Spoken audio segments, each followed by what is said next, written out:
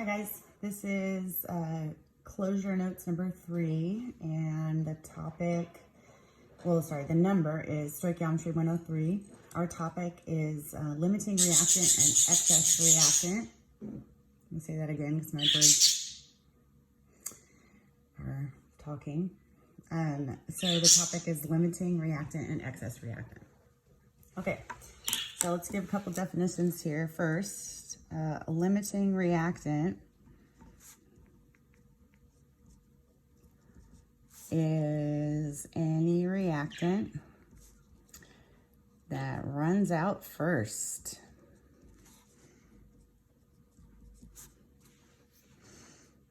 And therefore limits how much product you can make.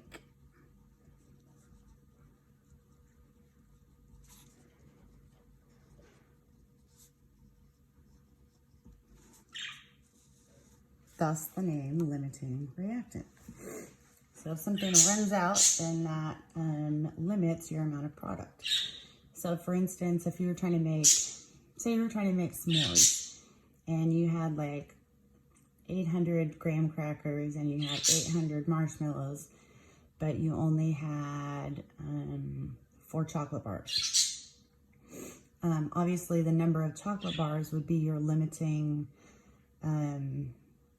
substance, and you would only be able to make as many s'mores as you had those chocolate bars. So you'd be able to make like 8 s'mores or something like that.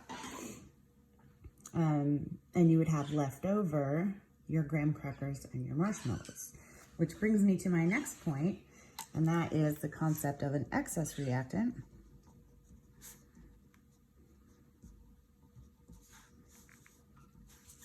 And that is any reactant that is left over once the limiting reactant is gone.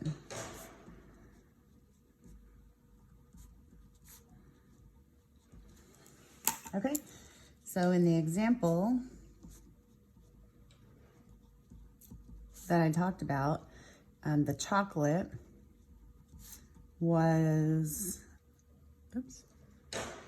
the limiting reactant was only 8 bars of chocolate, and marshmallows, 800 marshmallows, and the graham crackers, 800. These guys were the excess reactant, where this guy here is the limiting reactant, because it limits how many s'mores you can make. You have excess marshmallows and graham crackers. So that's a s'mores analogy. So how to determine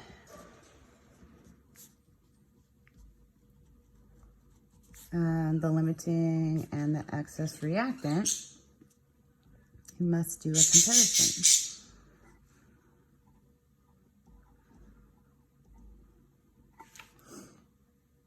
comparison. Yeah, I spelled that right. Okay, so I'm just going to walk through an example. We're going to use the synthesis of ammonia, N2 grams plus, gas, H2 gas, reacts to make NH3 gas. This is a 2, this is a 3, and that's a real or implied 1. And so the example question would say, if we start with 13.5 grams of N2,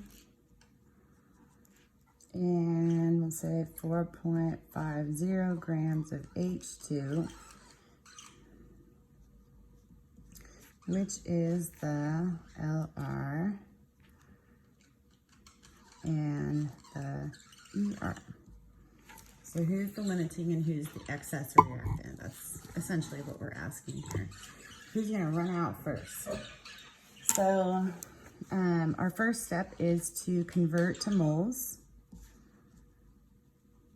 both substances. I'm going to do this in darker green.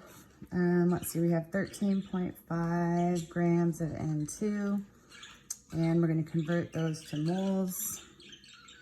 And that molar mass is 28.014 grams. And we have 4.50 grams of H2. And we'll convert that to moles. This is 2.0158 grams of H2. Okay, so we are going to determine the moles. 13.5 divided by 28.014. And we get 0.482 moles of N2. And 4.50 divided by 2.0158. And that gives us 2.23 moles of H2. Okay, so what we're gonna do is, after we've converted, we're gonna make a heading right here that these are the moles that we have. This is what we're working with. So these are our moles. This is like 800 grams of, 800 marshmallows and 8 chocolate bars. Okay, so this is what you have. This is what you're working with. What we're going to do is do a need calculation over here. And the need calculation, I'm just going to put right here. The need is the amount needed to get rid or react with all the other reactants. Okay, so what we're going to do is a mole ratio right here. On the bottom is going to go the N2 because that's what we know about. So we're going to have one N2 here, and on the top, we're going to put the other reactant, 3H2. So 0.482 times 3, 0.482 times 3, and we get 1.446.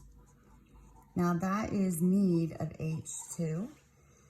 And so that would be how much I would need of H2 to get rid of this number of moles of N2.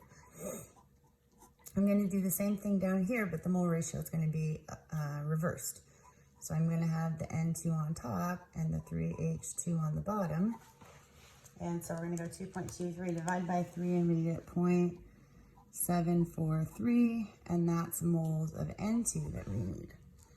Okay, now we are going to do a comparison between what we have and what we need.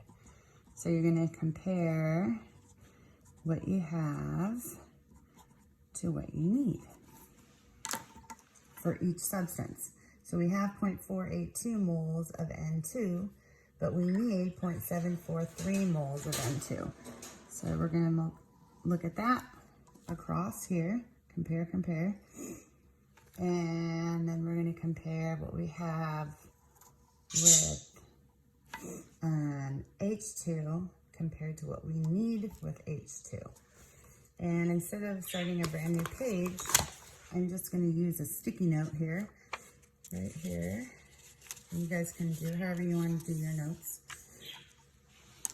And so if we compare what we have to what we need, we have 0.482, we need 0.743. So what we have is less than what we need. So if you have less than you need, can you see that? Yeah, you can. That's the limiting reactant.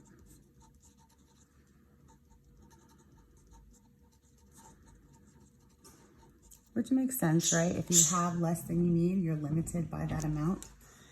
Okay, and if we have more than we need, that is the excess reactant.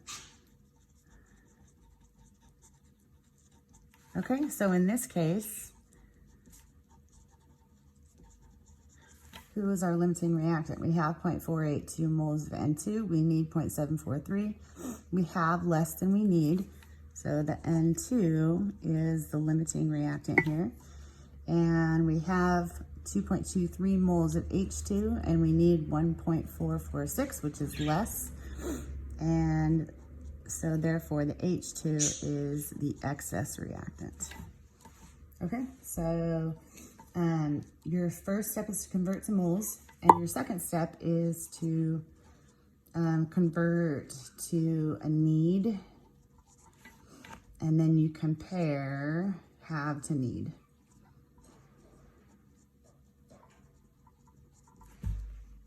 Hopefully you guys can see all that. So those are our 3 steps to determine who's limiting and who's in excess. Okay, thanks. Hope you're having a good closure and you're safe.